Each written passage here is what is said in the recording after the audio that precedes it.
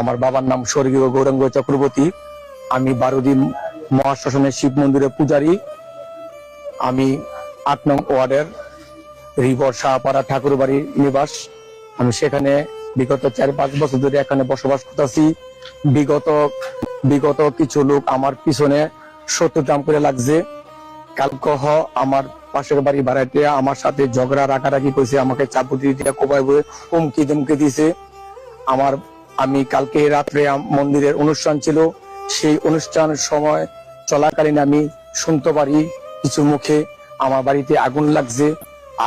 আমি দৌড়ে মন্দির থেকে আসছি, আইসা দেখি এলাকার লোকজন সবাই আমার বাড়িতে আগুন নিয়ন্ত্রণ আনছে।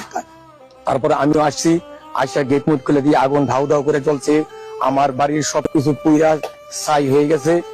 আমি তারপরে 12 ইউনিয়নের মানে আব্দুলির ভাই, বিএনপির অঙ্গ সংগঠনের লোকজন সবাই উপস্থিত ছিলেন, তারা সরজমিনে দেখে গেছে।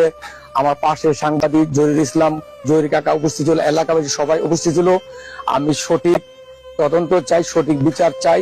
আমি একটা স্থানীয় লোক হিসাবে, আমি একটা ব্রাহ্মণ হিসাবে সবার কাছে অনুরোধ, আমি সঠিক বিচারের মাধ্যমে যেন আমি পাই। যারা আমার বাড়িতে আগুন লাগাইছে, আমি সঠিক কঠিন বিচার চাই। আপনাদের সবার কাছে দাবি জানাই, বাংলাদেশ আইন সরকারের কাছে আমার দাবি, আমার এই জন্য সঠিকভাবে যেন এই বিচার আমরা করে দেয়।